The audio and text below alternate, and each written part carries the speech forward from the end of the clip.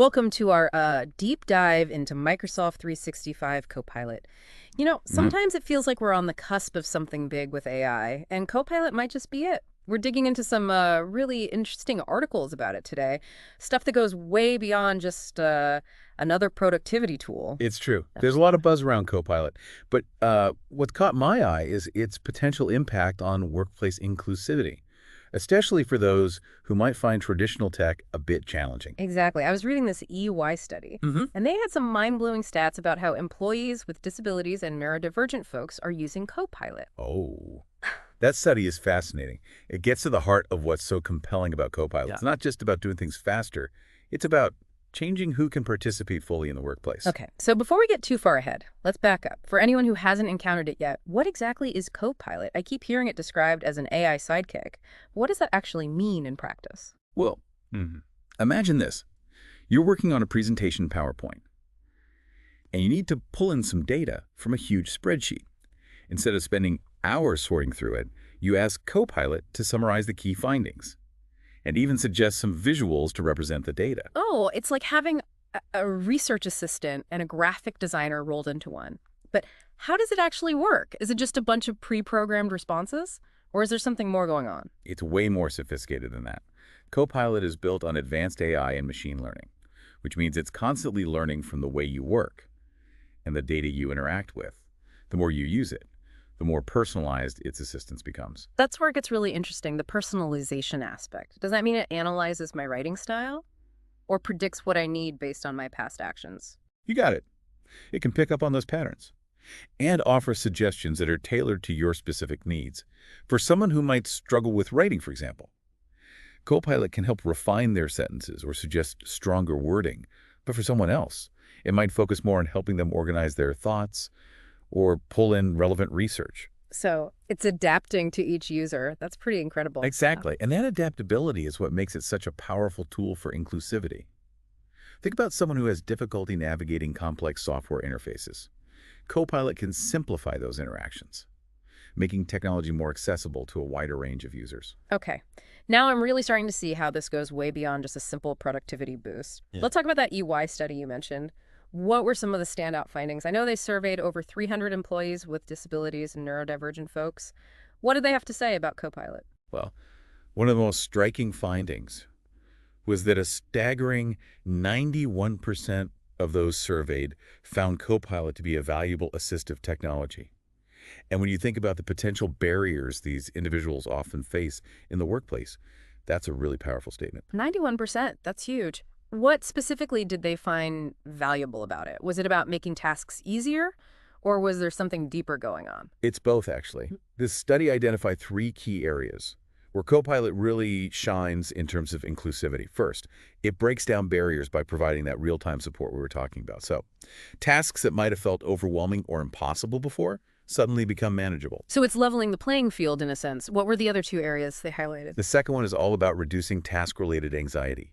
Think about it. If you're constantly struggling with something, it's going to wear you down. Copilot takes some of that pressure off, allowing people to focus on their strengths and what they enjoy most about their work. That makes a lot of sense. It's not about masking anyone's weaknesses, but about creating an environment where everyone can thrive. Okay, so we've got breaking down barriers and reducing anxiety. What's the third area? The third one is about fostering a sense of fulfillment by taking care of those tedious or challenging tasks. Copilot frees up time and energy for people to engage in more meaningful work. They can contribute at a higher level and really feel a sense of ownership over their contributions. So it's impacting not just how people work, but how they feel about their work. Absolutely. It's about creating a more positive and empowering work experience for everyone, regardless of their background or abilities. And this ties into a concept that's really gaining traction: strength-focused working. Strength-focused working. I haven't heard that term before. What's that all about? It's a really interesting approach. It's kind of like a basketball team, where each player focuses on their strongest skills, Oh, whether it's shooting defense or playmaking. And Copilot acts as that versatile teammate who can step in and provide support wherever it's needed. I love that analogy. So instead of trying to make everyone a jack of all trades, we're recognizing that everyone has unique strengths, and we're building a system that allows those strengths to shine. Exactly. And that's what makes this whole conversation about Copilot and inclusivity so exciting. It's about moving beyond just ticking boxes. Mm. and towards creating a workplace where everyone can genuinely thrive. This is fascinating stuff. We're going to take a quick break, but when we come back, I want to dive deeper into how Copilot is making a difference in the real world. We'll be exploring some real-world examples and hearing what Microsoft employees have to say about their experiences. All right, so we've established that Copilot is doing some really interesting things in terms of inclusivity, but I'm also curious about its broader impact. You know how it's changing the way people work on a day-to-day basis? That article on Microsoft's website mentioned some pretty compelling case studies. Yes, those case studies really bring it to life, don't they? They highlighted how Copilot is making waves in areas like sales, customer service, and even security. Let's start with sales. They mentioned a survey of Microsoft salespeople who are using Copilot for sales regularly. What were some of the highlights there? The numbers were pretty impressive. On average, those salespeople reported saving 90 minutes per week just from using Copilot. Think about that. That's almost 2 extra hours each week. Wow, that's a significant chunk of time. Hmm. What are they doing with all those extra hours? Are they just taking longer lunch breaks? Or is it having a real impact on their work? It's definitely translating into real productivity gains. They're able to focus more on building relationships with customers, strategizing on deals, and basically doing the things that really move the needle. So it's not just about working faster, it's about working smarter. Exactly. And the survey also highlighted how Copilot is helping them be more effective in those customer interactions. They're able to access information more quickly, personalize their communications, and keep their CRM systems up to date, all with less effort. That's a big deal because in sales time really is money. The more time you can spend building those relationships and closing deals, the better. Absolutely. And what's interesting is that it's not just about individual productivity, it's also changing the way teams work together. How so? Well, imagine you're a salesperson preparing for a big meeting. You can ask Copilot to pull together all the relevant information about the client, their past interactions, their industry trends, and even suggest some talking points or potential objections you might counter. So you walk into that meeting feeling super prepared and confident, even if you haven't had hours to do your own research. Exactly. And that confidence can make a huge difference in closing a deal. Okay, let's move on to customer service. What's Copilot doing in that space? This is another area where we're seeing some really impactful results. Microsoft conducted a study of their own customer service team, which is one of the largest in the world, by the way. That's a massive operation. I can only imagine the volume of inquiries they handle every day. It's staggering. But what they found was that agents who used Copilot were able to resolve cases 12% faster. That translates to shorter wait times for customers, fewer escalations, and ultimately a more positive experience for everyone involved. 12% faster, that's huge. What's driving that increase in efficiency? Is Copilot basically just giving them the answers? It's more nuanced than that. Think of it as an intelligent assistant that's working alongside the agent, providing real-time guidance and support. It can analyze the customer's issue, suggest potential solutions, and even draft responses. So it's like having a superpowered knowledge base at their fingertips. Yes, and it's not just about speed either. The study also found that Copilot was able to resolve 10% of cases independently. That would normally require collaboration with other agents. Wow, so it's actually reducing the need for handoffs and escalations, which streamlines the whole process. Exactly, and that efficiency gain benefits both the customers and the agents themselves. Customers get faster resolutions, and agents can handle more complex issues, which can be really empowering. It sounds like a win-win situation. Okay, let's talk about the last case study, security. This is an area where I'm particularly intrigued by AI's potential. Me too. It's a field that's constantly evolving. Yeah. And the threats are becoming more sophisticated all the time. Finding and retaining skilled security professionals is a major challenge for organizations. And this is where AI tools like Copilot can really make a difference. So how is Copilot being used in the security space? Is it like a virtual bodyguard protecting us from cyber attacks? In a way, yes.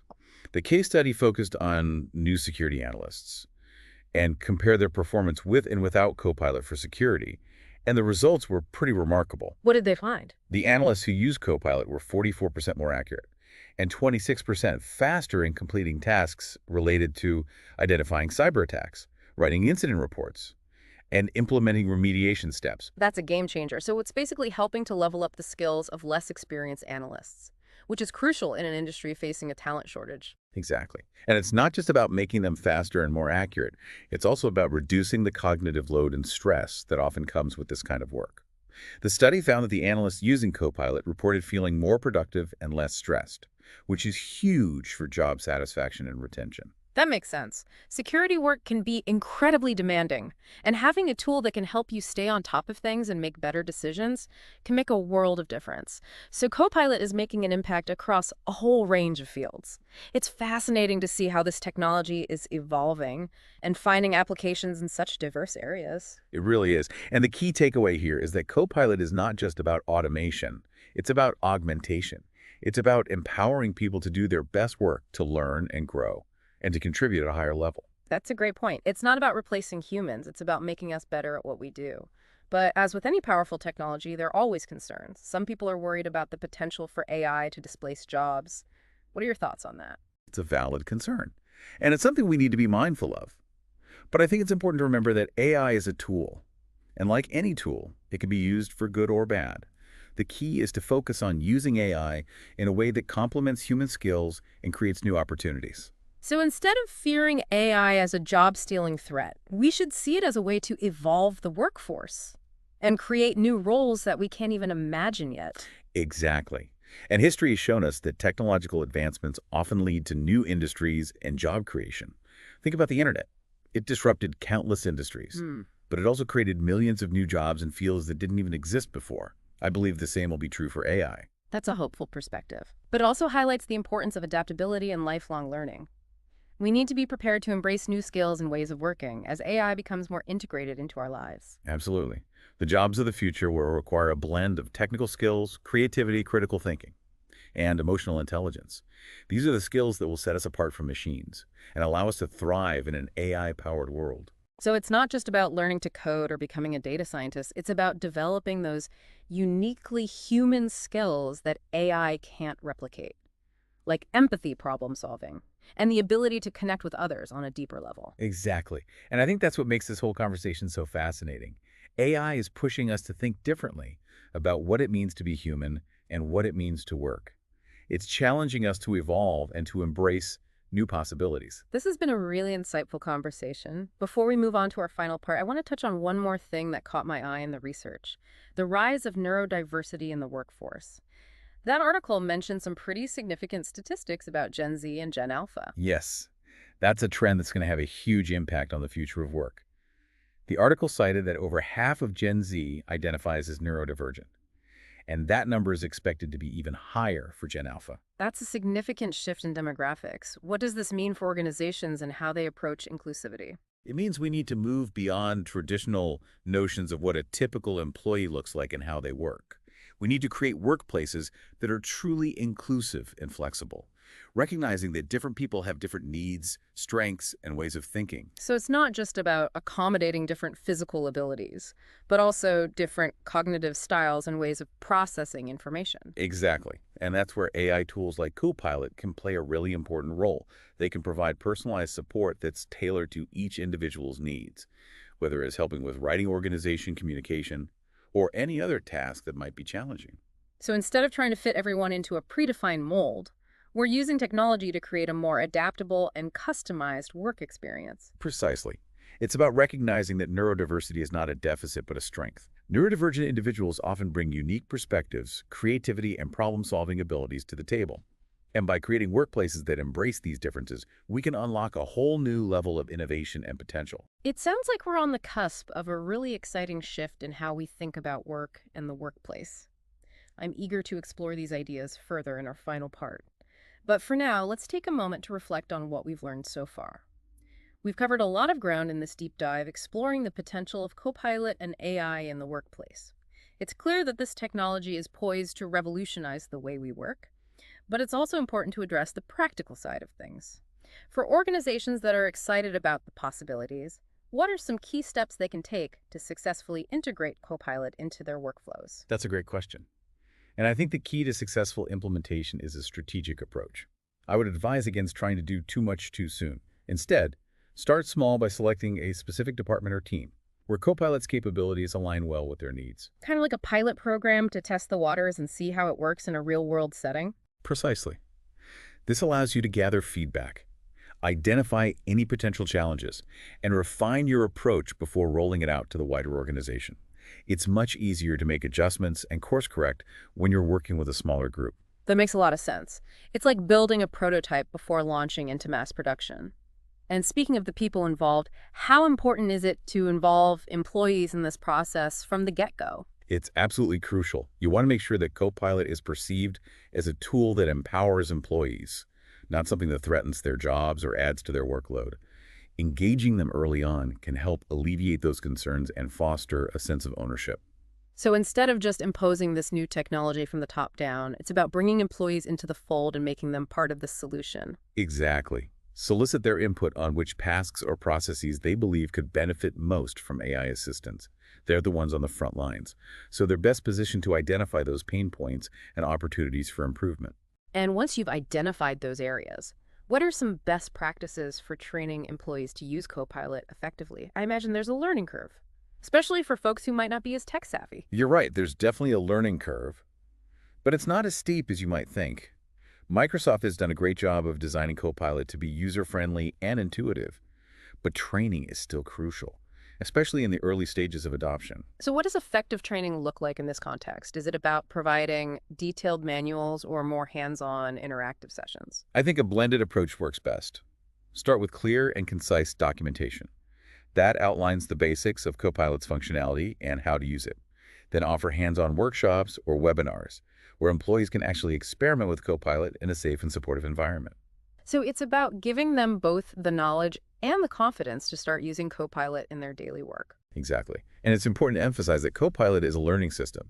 The more people use it, the better it gets at understanding their individual needs and preferences. So encourage experimentation and don't be afraid to make mistakes. That's how we learn and grow. It sounds like the key is to create a culture of continuous learning and adaptation. We need to be comfortable with the idea that technology is constantly evolving, and we need to evolve along with it. I couldn't agree more. Now, beyond the practicalities of implementation, I think it's important to address the broader question of what the future holds for AI in the workplace. We're already seeing a rapid pace of innovation, and it's only going to accelerate from here. So what are some of the key trends that you're seeing that you think will shape the future of work? What should we be paying attention to? One trend that's really exciting is the development of what we call human-centered AI. This is all about designing AI systems that are more intuitive, adaptable, and empathetic. AI that can understand and respond to human emotions, that can work seamlessly alongside us. And that augments our capabilities rather than replacing us. So it's moving away from the image of AI as a cold, impersonal machine and towards something that feels more collaborative and supportive. Exactly. We're starting to see AI systems that can recognize facial expressions, interpret tone of voice, Yeah. and even anticipate our needs.